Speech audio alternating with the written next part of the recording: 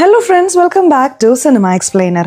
ഇന്ന് നമ്മൾ 2025 പുറത്തിറങ്ങിയ ബന്ധക് എന്ന കന്നഡ സിനിമയെ കുറിച്ചിട്ടാണ് നോക്കാൻ പോകുന്നത്. ഈ സിനിമയുടെ വൺലൈൻ എന്താണെന്ന് വെച്ചാൽ, ഒരു സീരിയൽ കില്ലർ അടുത്തടുത്തായി കൊലപാതകങ്ങൾ ചെയ്യാൻ തുടങ്ങുന്നു.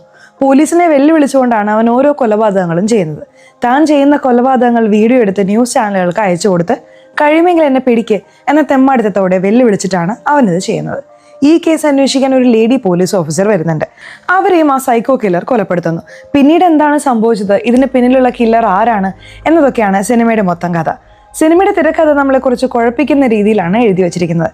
ഒരേ സമയം 2-3 കഥകൾ നമ്മളോട് പറയുന്ന രീതിയിലാണ് ഇതിന്റെ സ്ക്രീൻ പ്ലേ ഒരുക്കിയിരിക്കുന്നത്. സിനിമയുടെ ക്ലൈമാക്സിലാണ് മൊത്തം കഥയും നമുക്ക് മനസ്സിലാവുക. ഈ വീഡിയോ സ്കിപ്പ് ചെയ്യാതെ കാണണേ. സിനിമയിലേക്ക് കടക്കുന്നതിന് മുമ്പ് ചാനൽ ഇതുവരെ സബ്സ്ക്രൈബ് ചെയ്യാതെയാണ് നിങ്ങൾ വീഡിയോ കാണുന്നതെങ്കിൽ ചാനൽ ഒന്ന് സബ്സ്ക്രൈബ് ചെയ്ത് തൊട്ടടുത്തുള്ള ബെല്ലൈക്കൺ അമർത്തിയാൽ ഞങ്ങൾ അപ്ലോഡ് ചെയ്യുന്ന പുതിയ വീഡിയോസ് നിങ്ങൾക്ക് അരികിലേക്ക് ഉടൻ തന്നെ എത്തുന്നതായിരിക്കും. സോ നമുക്ക് ഒട്ടും വൈകാതെ തന്നെ സിനിമയിലേക്ക് കടക്കാം. സിനിമയുടെ തുടക്കത്തിൽ പൂ മാർക്കറ്റ് പോലുള്ള ഒരു സ്ഥലമാണ് കാണിക്കുന്നത്. അവിടെ പൂ വാങ്ങാനായ ഒരാൾ വന്നിട്ടുണ്ട്. അയാളെ മാസ്ക് ധരിച്ച് 2 പേര് ടാർഗറ്റ് ചെയ്യുന്നു. എന്നിട്ട് അയാളെ വെടിവെച്ച് കൊല്ലുന്നുണ്ട്. കൊല്ലപ്പെട്ടത് ആരാണെന്നോ കൊന്നത് ആരാണെന്നോ അവിടെ വ്യക്തമല്ല. അവിടെ കട്ട് ചെയ്യുമ്പോൾ ഒരു റിപ്പോർട്ടറെ കാണിക്കുന്നു. ഈ റിപ്പോർട്ടർ ഈ സ്ഥലത്തേക്ക് വന്നിട്ട് 22 ദിവസമായി. ഇവരൊരു ന്യൂസ് ചാനലിലാണ് വർക്ക് ചെയ്യുന്നത്. ഇവർക്ക് ഒരാളിൽ നിന്നും ഒരു മെയിൽ വന്നിട്ടുണ്ട്. ആ മെയിലിൽ ആ കൊലയാളി കൊലപാതകം നടത്തുമ്പോൾ എടുത്ത വീഡിയോ ഉണ്ട്. പോലീസിനെ വെല്ലുവിളിക്കുന്ന രീതിയിലാണ് ആ കൊലയാളികൾ ഓരോ സംഭവങ്ങളും ചെയ്യുന്നത്. അങ്ങനെ ഈ വീഡിയോ ന്യൂസ് ചാനലുകളിൽ ടെലികാസ്റ്റ് ചെയ്യാൻ തുടങ്ങുന്നു. പോലീസിന് ഇതൊരു വലിയ തലവേദനയായി മാറുകയാണ്. ഇപ്പോൾ നാട്ടിലടുത്ത കൊലപാതകം നടക്കുന്നുണ്ട്. അതും ഇതേ പാറ്റേണിൽ തന്നെയാണ് നടക്കുന്നത്. കൊലപാതകം നടത്തിയിട്ട് ആ വീഡിയോ ന്യൂസ് ചാനലിൽ അയച്ചു കൊടുക്കുന്നുണ്ട്. ആ വീഡിയോ എല്ലാ ന്യൂസ് ചാനലുകളിലും വന്നുകൊണ്ടിരിക്കുകയാണ്. കൊലയാളി കൊലപാതകം നടത്തിയിട്ട് ഡെഡ് ബോഡി അവിടെയുള്ള പുഴയിലാണ് ഉപേക്ഷിച്ചിരിക്കുന്നത്. ആ സ്ഥലത്തേക്ക് വന്ന പോലീസ് ഓഫീസറോട് പൊതുജനങ്ങളും മീഡിയയും ചോദ്യങ്ങൾ ചോദിക്കാൻ തുടങ്ങുകയാണ്. പോലീസ് ഓഫീസർക്ക് മറുപടി പറയാൻ കഴിയുന്നില്ല. ഞങ്ങൾക്ക് കുറച്ച് സമയം താ, ഉടനെ കില്ലറെ കണ്ടുപിടിക്കും എന്നൊക്കെ അവർ പറയുന്നുണ്ട്. പോലീസിനെ സംബന്ധിച്ച് കൊല ചെയ്തത് ആരാണെന്നോ കൊല്ലപ്പെട്ടത് ആരാണെന്നോ അറിയില്ല. അതുകൊണ്ട് ആദ്യം മീഡിയയെ അവിടെ നിന്നും മാറ്റുക, എന്നിട്ട് ബോഡി റിക്കവർ ചെയ്ത് അത് ആരാണെന്ന് തിരിച്ചറിയാം എന്നവർ തീരുമാനിക്കുന്നു. ഈ സ്ഥലത്ത് മിത്ര എന്നൊരു വ്യക്തിയെ കാണിക്കുന്നു. മീൻപിടുത്തവും ഇല്ലീഗൽ ആക്ടിവിറ്റീസുമാണ് ആളുടെ പ്രധാന പണി. ചിലപ്പോൾ പുഴയിൽ ആരെങ്കിലും പെട്ടുപോയാലോ മരിച്ചാലോ ബോഡി എടുക്കാൻ പോലീസുകാർ ഇയാളെയാണ് സഹായത്തിന് വിളിക്കുക. അങ്ങനെ പുഴയിലുള്ള ഡെഡ് ബോഡി കണ്ടുപിടിക്കാൻ മിത്രയെ വിളിക്കുകയാണ്. അവിടെ കട്ട് ചെയ്താൽ രുദ്ര എന്ന ലേഡി പോലീസ് ഓഫീസറുടെ ഭർത്താവിനെ കാണിക്കുന്നു. പുള്ളി വീട്ടിലേക്ക് വരുന്നുണ്ട്. അവരുടെ മകൾ അവിടെ കളിച്ചുകൊണ്ടിരിക്കുകയാണ്. കാർട്ടൂൺ കാണണമെന്ന് അവൾ ചോദിക്കുന്നുണ്ട്. ഞാൻ വെച്ച് തരാമെന്ന് പറഞ്ഞ് അയാൾ ചാനൽ മാറ്റുന്നു. നോക്കുമ്പോൾ അവിടെ കുട്ടിയെ കാണാനില്ല. അയാൾ മാത്രം തനിച്ചിരിക്കുകയാണ്. അവിടേക്ക് രുദ്ര വരുന്നുണ്ട്. അപ്പോഴാണ് കാര്യം പറയുന്നത്. കുറച്ച് നാളുകൾക്ക് മുമ്പ് അവരുടെ കുട്ടി മരിച്ചുപോയി. ഇപ്പോഴും കുട്ടിയുടെ ഓർമ്മയിലാണ് അയാൾ ജീവിക്കുന്നത്. അതുകൊണ്ടാണ് കുട്ടി അവിടെ ഉണ്ടെന്ന് കരുതി അയാൾ സംസാരിക്കുന്നത്. മാത്രമല്ല, രുദ്രയുടെ ഭർത്താവ് എപ്പോഴും മദ്യലഹരിയിലാണ്. ഇപ്പോൾ രുദ്ര TV ചാനൽ മാറ്റുന്നുണ്ട്. ന്യൂസ് ചാനലിൽ കില്ലർ പോലീസിനെ വെല്ലുവിളിക്കുന്ന വീഡിയോ വന്നുകൊണ്ടിരിക്കുകയാണ്. ഈ കേസ് അന്വേഷിക്കാനുള്ള ഓർഡർ രുദ്രയ്ക്കാണ് വന്നിരിക്കുന്നത്. കില്ലറിനും ഈ വിവരം ലഭിച്ചു. ആ വീഡിയോയിൽ അവൻ പറയുന്നുണ്ട്, രുദ്ര മാഡം, നിങ്ങളുടെ ട്രാക്ക് റെക്കോർഡ് ഞാൻ നോക്കി. നിങ്ങൾ ഏറ്റെടുത്ത കേസുകളെല്ലാം തെളിയിച്ചിട്ടുണ്ട്. പക്ഷെ ഈ കേസ് അങ്ങനെയല്ല. ഈ കേസ് നിങ്ങൾക്ക് തെളിയിക്കാൻ കഴിയില്ല. കഴിയുമെങ്കിൽ ശ്രമിച്ചു നോക്ക്. ഞാൻ നിങ്ങൾക്കായി കാത്തിരിക്കുകയാണ് എന്ന് വളരെ അഹങ്കാരത്തോടെ അവൻ വീഡിയോയിൽ പറയാണ്. ഇത് കേട്ട രുദ്ര തന്റെ ഭർത്താവിനോട് താൻ അന്വേഷണത്തിനായി ആ ഗ്രാമത്തിലേക്ക് പോവുകയാണെന്നും കൂടെ വരണമെന്നും പറയുന്നുണ്ട്. ഞാൻ എന്തിനാണ് വരുന്നത്, നീ പോയിട്ട് വാ എന്ന് ഭർത്താവ് പറയാണ്. എന്നാൽ രുദ്ര പറയുന്നുണ്ട്, നീ കൂടെ വന്നാൽ എനിക്കൊരു മാറ്റമാവും, എനിക്കൊരു സഹായവും ആകും. അങ്ങനെ ഭർത്താവും സമ്മതിക്കുന്നുണ്ട്. അവിടെ കട്ട് ചെയ്താൽ പുഴയുടെ അടുത്ത് മിത്രയും അവന്റെ ആൾക്കാരും വരുന്നുണ്ട്. എന്നിട്ട് പോലീസ് ഓഫീസറോട് ചോദിക്കുന്നുണ്ട്, ആ ഡെഡ് ബോഡിയുടെ ബന്ധുക്കൾ ആരെങ്കിലും ഇവിടെ ഉണ്ടോ? അവരോട് റേറ്റ് ഇപ്പോഴേ സംസാരിക്കണം. ഇങ്ങനെയുള്ള സാഹചര്യങ്ങളിലെ ഞങ്ങൾക്ക് പണം ഉണ്ടാക്കാൻ പറ്റും. അപ്പോൾ പോലീസ് ഓഫീസർ പറയുന്നുണ്ട്, അകത്ത് ചത്ത് കിടക്കുന്ന ആരാണെന്ന് പോലും ഇതുവരെ അറിയില്ല. ബോഡി എടുത്താൽ മാത്രമേ അത് ആരാണെന്ന് തിരിച്ചറിയാൻ പറ്റൂ. ഇപ്പോൾ മിത്ര പോലീസ് ഓഫീസറോട് തന്നെ റേറ്റ് സംസാരിക്കുന്നുണ്ട്. ഇത്ര എമൗണ്ട് തന്നാലേ ഞാൻ പണിയെടുക്കൂ എന്ന് പറയാണ്. പോലീസ് ഓഫീസർ ശരി, ഓക്കെ എന്ന് സമ്മതിക്കുന്നുണ്ട്. ഏതോ ഒരുത്തൻ ഏതോ കാര്യത്തിന് കൊലപാതകം ചെയ്ത് ഇവിടെ കൊണ്ടു തള്ളുന്നു. ബോഡി എടുക്കാൻ എൻ്റെ പകുതി ശമ്പളം ഇവർക്ക് കൊടുക്കേണ്ടി വരുന്നു എന്ന് പോലീസ് ഓഫീസർ അവിടെ നിന്ന് പുലമ്പുന്നുണ്ട്. അങ്ങനെ വള്ളം എടുത്ത് പുഴയിലേക്ക് പോവാണ്. മിത്ര പലയിടത്തും മുങ്ങിത്തപ്പി നോക്കുന്നുണ്ട്. റീസെൻ്റായി മഴ പെയ്തതുകൊണ്ട് വെള്ളം തെളിച്ചമില്ലാതെ മങ്ങിക്കിടക്കുകയാണ്. അതുകൊണ്ട് ബോഡി കണ്ടുപിടിക്കാൻ ബുദ്ധിമുട്ടാണ്. കുറെ നേരത്തെ പരിശ്രമത്തിന് ശേഷം ചാക്കിൽ കെട്ടിയ നിലയിലുള്ള ആ ഡെഡ് ബോഡി ബോട്ടിലേക്ക് ഇടുന്നുണ്ട്. അവിടെ കട്ട് ചെയ്താൽ 2 ചെറിയ കുട്ടികളുടെ കഥയാണ് കാണിക്കുന്നത്. വിശ്വയും അവന്റെ സുഹൃത്തും. ഇവർ 2 പേരും ഒരു അനാഥാലയത്തിലാണ് വളരുന്നത്. ഇവർക്ക് അച്ഛനും അമ്മയും ഇല്ല. വിശ്വയ്ക്ക് ഒരു പെൺകുട്ടിയെ വലിയ ഇഷ്ടമാണ്. അതുകൊണ്ട് ഫ്രണ്ടിനോട് പറഞ്ഞ് കവിതയൊക്കെ എഴുതിക്കുന്നുണ്ട്. ആ പെൺകുട്ടിയോട് പ്രപ്പോസ് ചെയ്യുന്നതിനായി അനാഥാലയം നടത്തുന്നയാളോട് ഫ്രണ്ടിനെ കാണാൻ പോകുന്നതെന്നൊക്കെ കള്ളം പറഞ്ഞ് അവിടെ നിന്നും പുറത്തേക്ക് വരുന്നു. അനാഥാലയത്തിന് അടുത്തായി ഒരു റോസാപ്പൂ തോട്ടമുണ്ട്. അതിക്രമിച്ച് കയറി അവിടെ നിന്നും പൂക്കൾ പറിക്കുകയാണ്. സ്ഥലത്തിന്റെ ഉടമസ്ഥൻ അത് കണ്ട് ഓടിക്കുന്നുണ്ട്. അവിടെ നിന്ന് എങ്ങനെയോ രക്ഷപ്പെട്ട് വരുന്നുണ്ട്. ഡെയിലി ഇവൻ പ്രപ്പോസ് ചെയ്യാൻ ശ്രമിക്കുന്നുണ്ട്. പക്ഷെ ആ പെൺകുട്ടിയെ കാണുമ്പോൾ അവന് പേടി വരുന്നുണ്ട്. ഇപ്പോൾ ആ പെൺകുട്ടി വരുന്നതും കാത്ത് ചായക്കടയിൽ നിൽക്കുകയാണ്. കുറച്ച് സമയത്തിനുള്ളിൽ ആ പെൺകുട്ടി വരുന്നുണ്ട്. അവളെ കണ്ടതും അവന് സന്തോഷം സഹിക്കാനാവുന്നില്ല. കറക്റ്റായി ആ ചായക്കടയുടെ അടുത്ത് വന്ന് ആ കുട്ടി നിൽക്കുന്നുണ്ട്. കടയിൽ ഫ്രണ്ട്സ് ഒക്കെ ഉണ്ട്. ഈ റോസാപ്പൂ എടുത്ത് അവൾക്ക് കൊടുക്കുന്നു. അവൾക്ക് കാര്യം മനസ്സിലാവാതെ നോക്കുകയാണ്. ഇവൻ ആക്ച്വലി പ്രപ്പോസ് ചെയ്യാനാണ് വന്നത്. പക്ഷെ പേടി കാരണം 5 രൂപ എന്ന് പറഞ്ഞ് ആ റോസാപ്പൂവിന് 5 രൂപയും വാങ്ങി പൂ കൊടുത്തിട്ട് വരികയാണ്. ഇങ്ങനെ ഒരു ലവ് സ്റ്റോറി ഞാൻ ഇതുവരെ കണ്ടിട്ടില്ലടാ എന്ന് പറഞ്ഞ് ഫ്രണ്ട്സ് അവനെ കളിയാക്കുന്നു. അവിടെ കട്ട് ചെയ്താൽ രുദ്ര എന്ന പോലീസ് ഓഫീസർ സ്റ്റേഷനിലേക്ക് പോവാണ്. അവിടെയുള്ള ഓഫീസർമാരൊക്കെ ഉറക്കത്തിലാണ്. ഇവരാണ് അവരെ പോയി വിളിച്ചു നടത്തുന്നത്. പുതിയൊരു സീരിയൽ കില്ലർ പോലീസിനെ വെല്ലുവിളിക്കുന്നുണ്ട്. നിങ്ങൾ ഇവിടെ ഉറങ്ങുകയാണോ? ആ കേസ് നമുക്കൊന്ന് നോക്കിയാലോ എന്ന് ചോദിക്കുകയാണ്. പോലീസുകാരും ഓക്കെ മാഡം എന്ന് പറഞ്ഞ് ഫയൽസ് ഒക്കെ എടുത്തുകൊണ്ട് വരുന്നുണ്ട്. ഇവർ സ്റ്റേഷനിൽ വന്ന ഉടനെ തന്നെ കില്ലറുടെ അടുത്ത വീഡിയോ ന്യൂസ് ചാനലിൽ വരുന്നു. കില്ലർ പറയുന്നുണ്ട്, ഈ സ്ഥലത്തേക്ക് നിങ്ങളെ ഞാൻ വെൽക്കം ചെയ്യുന്നു. വെൽക്കം ഗിഫ്റ്റായി നിങ്ങൾക്കായി ഒരെണ്ണം അയക്കുന്നുണ്ട്. അങ്ങനെ ഒരു കൊലപാതകം കൂടി ചെയ്ത് അയക്കുകയാണ്.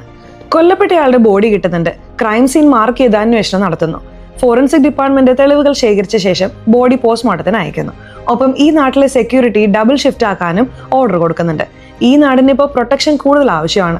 അവിടെയുള്ള ഒരു പോലീസ് ഓഫീസർ പറയുന്നുണ്ട്, യൂട്യൂബിലൊക്കെ കണ്ട് അറ്റൻഷൻ കിട്ടാൻ വേണ്ടിയിട്ടായിരിക്കും ഇവനിതൊക്കെ ചെയ്യുന്നത് മാഡം. അതിന് രുദ്ര മാഡം മറുപടി പറയുന്നുണ്ട്, ഇതൊക്കെ കാണുമ്പോൾ എനിക്ക് അങ്ങനെ തോന്നുന്നില്ല. കില്ലർ വളരെ ബുദ്ധിയുള്ളവനാണ്. ഒരിടത്ത് വെച്ച് കൊന്ന് ബോഡി മറ്റൊരിടത്ത് ഡിസ്പോസ് ചെയ്യുന്നു. ബോഡി കിട്ടിയത് വെള്ളത്തിനടിയിൽ നിന്നാണ്. അവിടെ നിന്നും തെളിവുകൾ ശേഖരിക്കാൻ മാത്രമുള്ള എക്സ്പേർട്സ് നമുക്കില്ല. അതുകൊണ്ട് തന്നെ കില്ലറെ കണ്ടുപിടിക്കാൻ വൈകുന്നു. ഇതൊക്കെ പക്ക പ്ലാൻ ചെയ്താണ് അവൻ ചെയ്യുന്നത്, വെറുതെ അറ്റൻഷൻ കിട്ടാനല്ല. ആദ്യം വെള്ളത്തിൽ നിന്നും കിട്ടിയ ബോഡിയിൽ നിന്ന് ഒരു ചെറിയ തുണ്ട് പേപ്പർ മാത്രമേ കിട്ടിയുള്ളൂ, അതും ബ്ലാക്ക് പേപ്പർ. എങ്കിലും എവിഡൻസ് എന്ന് പറഞ്ഞ് ശേഖരിച്ച് വെച്ചിട്ടുണ്ട് എന്ന് പറഞ്ഞ് അത് രുദ്ര മാഡത്തിന് കൊടുക്കുന്നുണ്ട്. ഫോറൻസിക്കാർ പറയുന്നത് ബോഡി വെള്ളത്തിൽ കുതിർന്നതുകൊണ്ട് വിരലടയാളം കിട്ടാൻ പാടാണ് എന്നാണ്. ഉടനെ തന്നെ എങ്ങനെയെങ്കിലും ഫിംഗർ പ്രിന്റ് എടുക്കും എന്നവർ പറയുന്നുണ്ട്. ഇപ്പോൾ മാധ്യമങ്ങൾ രുദ്രയോട് ചോദ്യങ്ങൾ ചോദിക്കുന്നു. രുദ്ര പറയുന്നു, കില്ലേഴ്സിൽ 3 തരക്കാരുണ്ട്. 1 കൊലപാതകം ചെയ്തിട്ട് പേടിച്ച് നടക്കുന്നവർ, 2 കൊലപാതകം ചെയ്തിട്ട് പഴി മറ്റൊരാളുടെ മേലിടുന്നവർ, 3 യാതൊരു പേടിയുമില്ലാതെ ഓവർ കോൺഫിഡൻസോടെ പുറത്ത് നടക്കുന്നവർ. പക്ഷെ ആരായാലും നിയമത്തിന് മുന്നിൽ പിടിക്കപ്പെടും. അപ്പോൾ ഇതൊരു സൈക്കോ കില്ലറാണെന്ന് നിങ്ങൾ കരുതുന്നുണ്ടോ എന്ന് ചോദിക്കുമ്പോൾ ചിലപ്പോൾ സൈക്കോ ആയിരിക്കാം എന്ന് രുദ്ര പറയുന്നു. അപ്പോൾ മറ്റൊരു റിപ്പോർട്ടർ ചോദിക്കുന്നുണ്ട്, ഓപ്പണായി നിങ്ങളുടെ പേര് പറഞ്ഞ് അവൻ വെല്ലുവിളിക്കുന്നു. അപ്പോൾ നിങ്ങൾ തന്നെ ആളെ വെച്ച് കൊലപാതകം ചെയ്യിച്ചിട്ട് നിങ്ങൾ തന്നെ അന്വേഷിക്കുകയാണോ എന്ന് ചോദിക്കുകയാണ്. അത് കേട്ട് രുദ്രയ്ക്ക് ദേഷ്യം വരുന്നുണ്ടെങ്കിലും ശാന്തമായി മറുപടി പറയുന്നു, കൊലയാളിയെ ഇതുവരെ പിടിച്ചിട്ടില്ല, അവൻ പബ്ലിക്കായി പുറത്ത് നടക്കുന്നുണ്ട്, അതുകൊണ്ട് നമ്മൾ ശ്രദ്ധിക്കണം എന്ന് പറഞ്ഞ് അവിടെ നിന്നും പോവാണ്. രുദ്ര തന്റെ അസിസ്റ്റന്റിനോട് 3-4 പേരുള്ള ഒരു ടീമിനെ ഉണ്ടാക്കി ഒരു കൺട്രോൾ റൂം സെറ്റ് ചെയ്ത് അന്വേഷണം ഊർജിതമാക്കാൻ പറയുന്നു. രുദ്ര ഒരു വശത്ത് അന്വേഷണം നടത്തുമ്പോൾ അവരുടെ ഭർത്താവ് വെറുതെ കറങ്ങി നടക്കുകയാണ്. അയാളുടെ കയ്യിലെ കുപ്പി തീർന്നു പോകുന്നുണ്ട്. ഈ ഏരിയയിൽ മറ്റേ സാധനം എവിടെ കിട്ടും എന്ന് ചോദിക്കുന്നു. സാർ അത് എന്ന് അസിസ്റ്റന്റ് മടിക്കുമ്പോൾ, അത് ആരാണെന്ന് കണ്ടെത്തി അറസ്റ്റ് ചെയ്യാനൊന്നും അല്ല, എനിക്ക് വേണം എന്ന് അയാൾ പറയാണ്. മാഡം അറിഞ്ഞാൽ പ്രശ്നമാവുമെന്ന് പറഞ്ഞപ്പോൾ, ഞാൻ പറയില്ല, നീ പറയോ എന്ന് ചോദിക്കുന്നു. ഇല്ല എന്ന് പറഞ്ഞ അസിസ്റ്റന്റ് അയാളെ കൂട്ടിക്കൊണ്ടുപോകുന്നു. ലഹരി വിൽക്കുന്ന റൗഡി സംഘത്തെ കാണിക്കുന്നു. പോലീസിനെ കണ്ടതും അവരൊന്ന് ഞെട്ടുന്നുണ്ട്. സാധനം വാങ്ങാൻ വന്നതാണെന്ന് പറഞ്ഞ് രുദ്രയുടെ ഭർത്താവ് പണം കൊടുത്ത് വാങ്ങുന്നുണ്ട്. ഇടയ്ക്കിടെ വരണം സാർ എന്ന് പറഞ്ഞ് അവരയാളെ പറഞ്ഞയക്കുന്നു. പോലീസിന് കറക്റ്റായി കൈക്കൂലി കിട്ടുന്നതുകൊണ്ടാണ് ഈ ബിസിനസ് ഇവിടെ നടക്കുന്നതെന്ന് മനസ്സിലാവുന്നു. അവിടെ കട്ട് ചെയ്താൽ വിഷയുടെ കഥയാണ് കാണിക്കുന്നത്. അനാഥാലയത്തിൽ വിഷയും ഫ്രണ്ട്സും അടിച്ചുപൊളിച്ച് നടക്കുകയാണ്.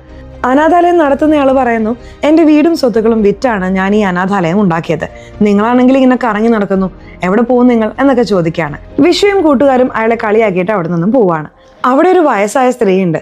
അവർ അയാൾക്ക് ഭക്ഷണം കൊണ്ടുവന്നതാണ്. പിള്ളേരെ വഴക്ക് പറയുന്നത് നീ തന്നെ, അവർക്ക് ഭക്ഷണം കൊടുക്കുന്നത് നീ തന്നെ. നീ അവരെ എത്ര നാളായി നോക്കുന്നു എന്നവർ പറയാണ്. ഈ കുട്ടികളെ ഞാൻ നോക്കുന്നുണ്ട്, പക്ഷെ എൻ്റെ മകൻ ഇപ്പോൾ എവിടെയാണെന്ന് അറിയില്ലല്ലോ എന്നയാൾ സങ്കടപ്പെടുന്നു. കട്ട് ചെയ്താൽ അദ്ദേഹത്തിന്റെ മകൻ എന്ത് ചെയ്യുന്നു എന്ന് കാണിക്കുന്നു. അച്ഛൻ സ്വത്തെല്ലാം വിറ്റ് അനാഥാലയം തുടങ്ങിയതിൽ മകൻ എതിർപ്പുണ്ട്. അതുകൊണ്ട് അവൻ വീട് വിട്ട് ഇറങ്ങിയതാണ്. ഇപ്പോൾ റോഡിലൂടെ ഒരു സ്ത്രീ നടന്നു വരുന്നുണ്ട്. അവരുടെ മാല പൊട്ടിച്ച് ഒരുത്തൻ ഓടുന്നുണ്ട്. ആ സ്ത്രീ നിലവിളിക്കുകയാണ്. മാല തിരിച്ചെടുക്കാൻ അനാഥാലയം ഉടമയുടെ മകൻ പുറകെ ഓടുകയാണ്. നിൽക്ക് ആൻറ്റി, ഞാൻ പിടിച്ചു തരാമെന്ന് പറഞ്ഞ് അവൻ ഓടുകയാണ്. ഒടുവിൽ ഇവർ രണ്ടുപേരും ഒരു ബോട്ടിൽ കണ്ടുമുട്ടുന്നു. അപ്പോഴാണ് മനസ്സിലാവുന്നത് ഇവർ രണ്ടുപേരും പ്ലാൻ ചെയ്തിട്ടാണ് ഇത് നടത്തിയതെന്ന്. അനാഥാലയം ഉടമയുടെ മകൻ മാല പൊട്ടിച്ചവനോട് ചോദിക്കുന്നുണ്ട്, എടാ നീ എന്താ ഇത്ര പതുക്കെ ഓടുന്നത്? ഞാൻ പുറകെ വന്നതുകൊണ്ട് കുഴപ്പമില്ല, വേറെ ആരെങ്കിലും ആയിരുന്നെങ്കിൽ നീ പെട്ടേനെ. അനാഥാലയ ഉടമയുടെ മകൻ ഇങ്ങനെയുള്ള തല്ലിപ്പൊളി പരിപാടികളുമായി നടക്കുകയാണ്. മാല പൊട്ടിച്ചവൻ പറയുന്നുണ്ട്, ആ സ്ത്രീ എന്നെ കള്ളൻ എന്ന് വിളിച്ചു, സത്യത്തിൽ നീയാണ് കള്ളൻ.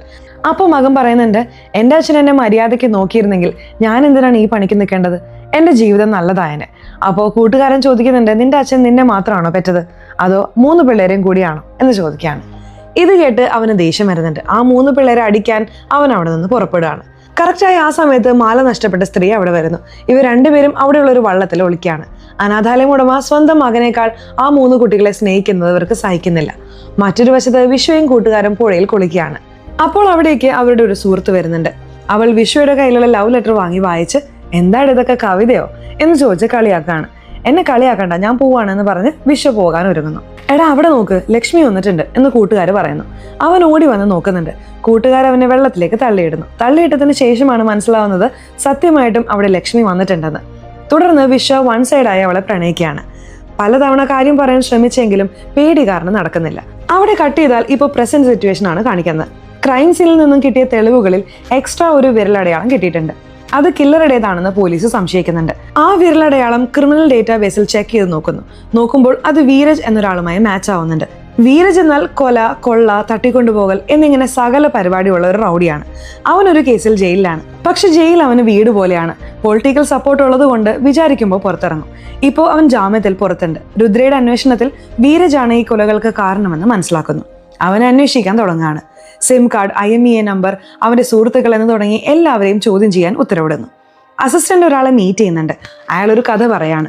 ചോളക്കാടിന് നടുവിലുള്ള ഒരു കള്ള് ഷാപ്പിൽ മിത്ര ഇരിക്കുകയായിരുന്നു.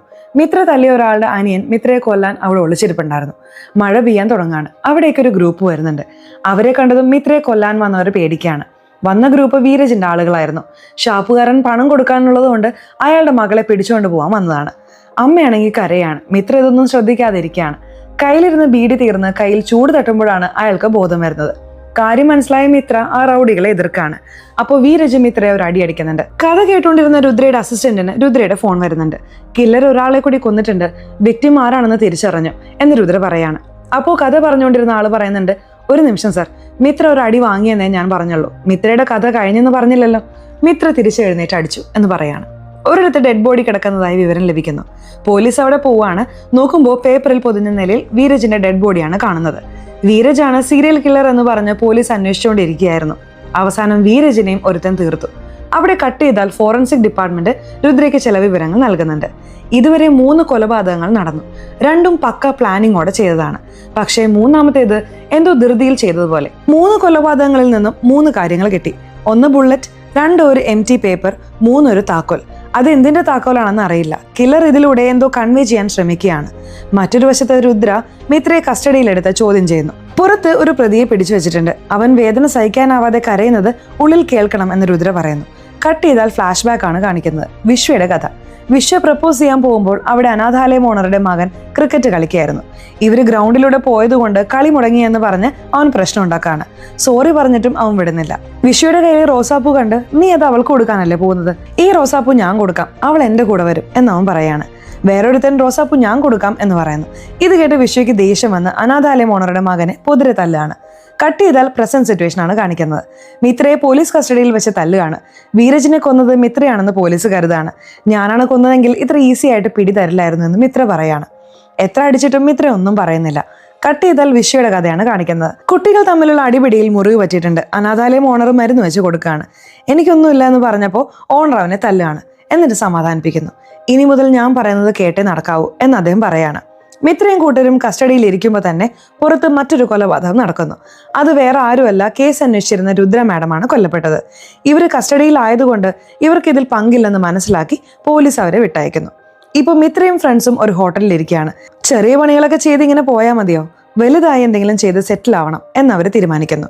എന്തെങ്കിലും ചെയ്ത് പണി കിട്ടിയാലോ എന്ന് പേടിക്കുന്നുണ്ടെങ്കിലും മിത്ര ഒരു പ്ലാൻ പറയുന്നു. കോടിക്കണക്കിന് രൂപ ട്രസ്റ്റിലുണ്ട്. പൊളിറ്റിക്കൽ ഫണ്ടിങ്ങിനായി ഉപയോഗിക്കുന്ന പണമാണത്. ഇതിനിടയിൽ കയറി ആ പണം അടിച്ചു മാറ്റി സെറ്റിലാകാം എന്നവർ പ്ലാൻ ചെയ്യുന്നു. രുദ്ര മരിച്ചതിന് ശേഷം ഭർത്താവ് ആകെ തകർന്നു പോവാണ്. രുദ്രയുടെ കേസ് CIDക്ക് കൈമാറുന്നുണ്ട് എന്ന് ഓഫീസർ പറയാണ്. ഞാൻ അന്വേഷിക്കാമെന്ന് ഭർത്താവ് പറയുന്നുണ്ടെങ്കിലും ഡിപ്പാർട്ട്മെന്റിൽ ഇല്ലാത്തതുകൊണ്ട് സമ്മതിക്കുന്നില്ല. എങ്കിലും അനൗദ്യോഗികമായി അന്വേഷിക്കാൻ അദ്ദേഹം തീരുമാനിക്കുകയാണ്. ലഹരി വിൽക്കുന്നവനെ കൂടെ കൂട്ടാൻ ഓഫീസർമാർ പറയുന്നുണ്ട്. അവൻ പോലീസിന്റെ ഇൻഫോമറാണ്. ലഹരി കച്ചവടക്കാരൻ രുദ്രയുടെ ഭർത്താവിനെ കാണാൻ വീട്ടിൽ വരുന്നു. ഭർത്താവ് റൗണ്ടായി എന്തോ വരയ്ക്കുകയാണ്. ഇതാണ് ചക്രവ്യൂഹം. ഇതിനുള്ളിലാണ് സൈക്കോകളും പോലീസും കറങ്ങിക്കൊണ്ടിരിക്കുന്നത്. ഉടനെ ഞാൻ അവരെ പിടിക്കും എന്ന് അദ്ദേഹം പറയാണ്. രുദ്ര മരിക്കുന്നതിന് മുൻപ് ശേഖരിച്ച തെളിവുകൾ പരിശോധിക്കുകയാണ്. ആദ്യത്തെ കൊലപാതകത്തിൽ കിട്ടിയ ബ്ലാക്ക് പേപ്പറിൽ മദ്യം വീഴുന്നുണ്ട്. അപ്പോൾ അതിൽ അക്ഷരങ്ങൾ തെളിയുന്നു. അതിലൊരു രഹസ്യ സന്ദേശം ഉണ്ടെന്ന് മനസ്സിലാവുന്നു. ട്രസ്റ്റിന്റെ പണം തട്ടാൻ മിത്രയുടെ ടീം പ്ലാൻ ചെയ്യാണ്. പേപ്പറിലെ മെസ്സേജ് ഡീകോഡ് ചെയ്യാൻ ശ്രമിക്കുന്നു. അത് പബ്ലിഷ് ചെയ്യാത്ത ഒരു പുസ്തകത്തിലെ പേപ്പറാണെന്ന് മനസ്സിലാവുന്നു. എഴുത്തുകാരനെ കാണാൻ പോകുന്നുണ്ടെങ്കിലും അദ്ദേഹത്തിന് കാഴ്ചയില്ല. ജയിലിൽ വെച്ച് എഴുതിയ 143 പുസ്തകങ്ങളിൽ ഒന്നാണിത്. രുദ്രയുടെ ഭർത്താവ് ഒരു പോയിന്റിൽ എത്തുന്നുണ്ട്. കില്ലർ അയക്കുന്ന വീഡിയോ ആദ്യം ആർക്കാണ് കിട്ടുന്നത് എന്ന് കണ്ടുപിടിക്കണം. അതൊരു ചെറിയ ന്യൂസ് ചാനലിലാണ് കിട്ടുന്നത്. ആ ചാനൽ നടത്തുന്ന പെൺകുട്ടിയെ ചോദ്യം ചെയ്യാണ്. ആദ്യം ഒന്നും പറഞ്ഞില്ലെങ്കിലും കൊലക്കുറ്റം തലയിൽ വരുമെന്ന് കണ്ടപ്പോൾ സത്യം പറയുന്നു. ചാനൽ പൂട്ടാറായ അവസ്ഥയിലായിരുന്നു. അപ്പോഴാണ് ഒരു അജ്ഞാത നമ്പറിൽ നിന്നും വിളി വരുന്നത്. കൊലപാതക വാർത്ത തരാം, പകരം പണം വേണമെന്ന് പറയാണ്. ആദ്യം ഫേക്ക് ആണെന്ന് കരുതിയെങ്കിലും പിന്നീട് മെയിലിൽ വീഡിയോ വരുന്നുണ്ട്. അത് പ്രൈവറ്റ് വെബ്സൈറ്റിലേക്കാണ് പോകുന്നത്. അത് ഇൻവെസ്റ്റേഴ്സിനെ കാണിച്ച് ചാനൽ രക്ഷപ്പെടുത്താമെന്ന് കരുതി അവർ പബ്ലിഷ് ചെയ്തു. രുദ്രയുടെ ഭർത്താവ് സൈബർ സെല്ല് വഴി ആ ലിങ്ക് ട്രേസ് ചെയ്ത് ലൊക്കേഷനിൽ എത്തുകയാണ്. കില്ലേഴ്സ് അവിടെ നിന്നും രക്ഷപ്പെട്ടു. അവിടെ ചക്രവ്യൂഹത്തിന്റെ പടം വരച്ചിട്ടുണ്ട്. കട്ട് ചെയ്താൽ വിശ്വയുടെ കഥയാണ് കാണിക്കുന്നത്. അനാഥാലയം ഓണർ വിശ്വയുടെയും കൂട്ടുകാരന്റെയും മുന്നിലേക്ക് ഒരു തോക്ക് വെച്ച് കൊടുക്കുകയാണ്. എന്തിനാണ് തോക്ക് കൊടുത്തതെന്ന് ഇപ്പോൾ പറയുന്നില്ല. രുദ്രയുടെ ഭർത്താവ് ജീപ്പിൽ പോകുമ്പോൾ മിത്ര ലിഫ്റ്റ് ചോദിക്കുന്നുണ്ട്. വണ്ടി ബ്രേക്ക് ഡൗൺ ആയതുകൊണ്ട് കയറിയതാണ്. യാത്രക്കിടയിൽ മിത്ര കേസിനെ കുറിച്ച് സംസാരിക്കുന്നു. MLAയുടെ മകനെ കിഡ്നാപ്പ് ചെയ്താൽ ശ്രദ്ധ മുഴുവൻ അങ്ങോട്ടേക്ക് തിരിയും. അപ്പോൾ സാറിന് കേസ് അന്വേഷിക്കാൻ സമയം കിട്ടില്ലേ എന്ന് മിത്ര ചോദിക്കുന്നു. നീ എന്താ വിഡിന്ന് പറയുന്നത് എന്ന് ചോദിക്കുമ്പോൾ ഞാൻ അവനെ തട്ടിക്കൊണ്ടുപോയി കഴിഞ്ഞു സാർ എന്ന് മിത്ര പറയുന്നു. ഭർത്താവ് ആകെ ഞെട്ടിപ്പോവാണ്. അപ്പോൾ ഇൻഫോമർ വിളിക്കുന്നുണ്ട്. രുദ്ര മരിക്കുന്നതിന് മുൻപ് മിത്രയാണ് കില്ലർ എന്ന് കണ്ടെത്തിയിരുന്നു. ഇത് കേൾക്കുമ്പോൾ തന്നെ വിഷ്വലി നമുക്ക് മനസ്സിലാക്കി തരുന്നു കൊലപാതകങ്ങൾ ചെയ്യുന്നത് മിത്രയാണെന്ന്. എന്തിനാ ഇതൊക്കെ ചെയ്യുന്നത് എന്ന് ചോദിക്കുമ്പോൾ മിത്ര ഞെട്ടിക്കുന്ന സത്യം പറയാണ്. അന്ന് രാത്രി രുദ്ര ഭർത്താവിനോട് വഴക്കിട്ടിരുന്നു. ഒരു കൊലപാതക സ്ഥലത്ത് നിന്ന് കിട്ടിയ താക്കോൽ ഭർത്താവിൻ്റെതായിരുന്നു. നിങ്ങൾ എന്തോ മറയ്ക്കുന്നുണ്ട് എന്ന് രുദ്ര ചോദിച്ചപ്പോൾ ഭർത്താവ് പിടിച്ച് തള്ളുകയും രുദ്ര വീണ് മരിക്കുകയും ചെയ്തു. ഭർത്താവ് രുദ്രയുടെ ബോഡി സീരിയൽ കില്ലർ കൊല്ലുന്ന അതേ രീതിയിൽ ഉപേക്ഷിച്ചു. അങ്ങനെ രുദ്രയെ കൊന്നതും സീരിയൽ കില്ലർ ആണെന്ന് വരുത്തി തീർത്തു. ഇത് മിത്ര ജയിലിൽ വെച്ച് അറിഞ്ഞു. മിത്രയുടെ ആളുകൾ അത് വീഡിയോ എടുത്തിരുന്നു. തട്ടിക്കൊണ്ടുപോയെന്ന് പറഞ്ഞ പയ്യനെ കൊന്ന് രുദ്രയുടെ ഭർത്താവിന്റെ കാറിൽ തന്നെ വെച്ചിട്ടുണ്ടായിരുന്നു. ഇത് നീ തന്നെ ഡിസ്പോസ് ചെയ്യണമെന്ന് പറഞ്ഞ് മിത്ര പോവാണ്. സീൻ അവിടെ കട്ട് ചെയ്താൽ അനാഥാലയം ഓണർ വിശ്വയ്ക്ക് തോക്ക് കൊടുത്തത് തന്റെ ശത്രുവിനെ കൊല്ലാനായിരുന്നു. വിശ്വയും ഫ്രണ്ടും പുലിവേഷം കെട്ടിപ്പോയി അയാളെ വെടിവെച്ച് കൊല്ലുന്നു. പിന്നീട് വിശ്വയും കൂട്ടുകാരനും നടന്നു പോകുമ്പോൾ വിശ്വയുടെ കാമുകി ലക്ഷ്മിയെ ചിലർ ഓടിക്കുന്നുണ്ട്. അനാഥാലയം ഓണർ നല്ലവനല്ലെന്നും കുട്ടികളെ ഉപയോഗിച്ച് ക്രൈം ചെയ്യിപ്പിക്കുകയാണെന്നും 18 വയസ്സ് കഴിഞ്ഞാൽ അവരെ കൊല്ലുമെന്നും ലക്ഷ്മി പറയുന്നു. ഈ കാര്യം ലക്ഷ്മി അറിഞ്ഞതുകൊണ്ടാണ് അവളെ കൊല്ലാൻ നോക്കുന്നത്. വിശ്വ അത് ചോദിക്കാൻ അയാളുടെ അടുത്തേക്ക് പോകാൻ നോക്കുമ്പോൾ ലക്ഷ്മി തടയുന്നു. നമുക്ക് ഈ നാട് വിട്ടു പോവാം എന്ന് ലക്ഷ്മി പറയാണ്. കുറച്ചു ദൂരം കഴിഞ്ഞപ്പോൾ വിശക്കുന്നു എന്ന് പറഞ്ഞപ്പോൾ വിശ്വ ഭക്ഷണം വാങ്ങാൻ പോവാണ്. തിരിച്ചു വരുമ്പോൾ ആരോ വിശ്വയെ ആക്രമിക്കുന്നുണ്ട്. ബോധം വരുമ്പോൾ കഴുത്തറുത്ത നിലയിൽ ലക്ഷ്മി കിടക്കുന്നു. അനാഥാലയം ഓണറുടെ മകനും കൂട്ടരുമാണ് അത് ചെയ്തത്. അവളെ റേപ്പ് ചെയ്ത് കൊന്നു. വിശ്വയ്ക്ക് അവളെ രക്ഷിക്കാനായില്ല. കയ്യിലുണ്ടായിരുന്ന റോസാപ്പൂക്കൾ അവളുടെ അടുത്ത് വെക്കുന്നു. കട്ട് ചെയ്താൽ മിത്രയുടെ ഫ്രണ്ട് പോകുന്നു. ശത്രുക്കൾ മിത്രയാണെന്ന് കരുതി ഫ്രണ്ടിനെ കുത്തുന്നുണ്ട്. അവൻ മിത്രയുടെ മടിയിൽ കിടന്ന് മരിക്കുകയാണ്. 2 കാലഘട്ടത്തിലുമായി വിശ്വയുടെ പ്രിയപ്പെട്ടവർ കൊല്ലപ്പെടുന്നു. വിശ്വ ജയിലിൽ വെച്ച് പ്രതികാരം ചെയ്യാൻ കാത്തിരിക്കുകയായിരുന്നു. തിയേറ്ററിൽ ഒരു MLA ഇരിക്കുന്നുണ്ട്. അത് പഴയ അനാഥാലയം ഓണറാണ്. മിത്ര അവിടേക്ക് വരികയാണ്. വിശ്വ തന്നെയാണ് മിത്ര. അനാഥാലയം ഓണറുടെ ഇരട്ട സഹോദരനായിരുന്നു യഥാർത്ഥത്തിൽ വില്ലൻ. നല്ലവനായ സഹോദരനെ കൊന്ന് മോശമായവൻ ആ സ്ഥാനം ഏറ്റെടുക്കുകയായിരുന്നു. ഇപ്പോൾ തിയേറ്ററിൽ രുദ്രയുടെ ഭർത്താവും വരുന്നുണ്ട്. അനാഥാലയം ഓണർ കുട്ടികളെ തോക്കുമായി വിടുകയാണ്. രുദ്രയുടെ ഭർത്താവ് വിശ്വയെയും ലക്ഷ്മിയെയും അന്ന് രക്ഷിക്കാതിരുന്നത് അനാഥാലയം ഓണർക്ക് സപ്പോർട്ട് ചെയ്തുകൊണ്ടാണ്. അതുകൊണ്ടാണ് മിത്ര ഇപ്പോൾ പ്രതികാരം ചെയ്യുന്നത്. രുദ്രയുടെ ഭർത്താവും ലിസ്റ്റിലുണ്ടായിരുന്നു. പക്ഷെ കുട്ടി മരിച്ചതുകൊണ്ട് വെറുതെ വിടാൻ തീരുമാനിച്ചതാണ്. പക്ഷേ രുദ്ര മരിച്ചതോടെ പ്ലാൻ മാറി. മിത്ര തോക്ക് വെച്ച് സ്വയം വെടിവെച്ച് മരിക്കാൻ അവസരം തരാം എന്ന് പറയുന്നുണ്ട്. രുദ്രയുടെ ഭർത്താവ് സ്വയം വെടിവെച്ച് മരിക്കുകയാണ്. അനാഥാലയം ഓണർ ആ തോക്കെടുത്ത് മിത്രയെ വെടിവെക്കുന്നു. പക്ഷേ അതിൽ ബുള്ളറ്റ് ഇല്ല. ഒരൊറ്റ ബുള്ളറ്റ് അതിലുണ്ടായിരുന്നുള്ളൂ എന്ന് മിത്ര പറയുന്നു. അപ്പോൾ കുട്ടികൾ തോക്കുമായി വന്ന് മിത്രയെ ഉന്നം വയ്ക്കുകയാണ്. പക്ഷേ മിത്ര പറയുന്നുണ്ട്, ഞാൻ നിങ്ങൾക്ക് തോക്കിനേക്കാൾ വലിയ ആയുധം തന്നിട്ടുണ്ട്, പേന. കുട്ടികൾ മിത്രയുടെ പക്ഷം ചേരുന്നുണ്ട്. അനാഥാലയം ഓണറെ അവർ തീ കൊളുത്തി കൊല്ലാൻ നോക്കുകയാണ്. പക്ഷേ മിത്ര അവനെ കൊല്ലുന്നില്ല. പാതി വെന്ത ശരീരവുമായി അനാഥാലയത്തിന് മുന്നിൽ ഭിക്ഷ എടുക്കാൻ വിടുകയാണ്. മിത്രയുടെ പ്ലാൻ നടപ്പിലാക്കാൻ സഹായിച്ച റിപ്പോർട്ടർക്കും പാവങ്ങൾക്കും മിത്ര പണം നൽകുന്നു. അവസാനം മിത്രയും റിപ്പോർട്ടറും സെലിബ്രേറ്റ് ചെയ്യുമ്പോൾ ഒരാൾ തോക്കുമായി വരികയാണ്. അത് വിശ്വ കുട്ടിക്കാലത്ത് കൊന്ന ആളുടെ മകനാണ്. പ്രതികാരം തീർന്നിട്ടില്ലെന്ന് പറഞ്ഞ് അവൻ നിൽക്കുകയാണ്. ഇതോടെ സിനിമ അവസാനിക്കുന്നു. കഥ കുറച്ച് കോംപ്ലിക്കേറ്റഡ് ആണ്. മനസ്സിലായില്ലെങ്കിൽ ഒന്നും കൂടെ കാണണേ. വ്യത്യസ്തമായൊരു സിനിമ കണ്ട ഫീൽ ഉണ്ടായിരുന്നു. സിനിമയെക്കുറിച്ചിട്ടുള്ള നിങ്ങളുടെ അഭിപ്രായം തീർച്ചയായിട്ടും കമന്റ് ബോക്സിൽ രേഖപ്പെടുത്തണേ. അതുപോലെ ചാനൽ ഇതുവരെ സബ്സ്ക്രൈബ് ചെയ്തിട്ടില്ലെങ്കിൽ ചാനൽ ഒന്ന് സബ്സ്ക്രൈബ് ചെയ്ത് ഈ വീഡിയോ ഇഷ്ടപ്പെട്ടാൽ തീർച്ചയായിട്ടും ഒരു ലൈക്ക് കൂടെ തരാൻ മറക്കല്ലേ. സോ ഇനി അടുത്തൊരു വീഡിയോയിൽ കാണുന്നത് വരെ ബൈ.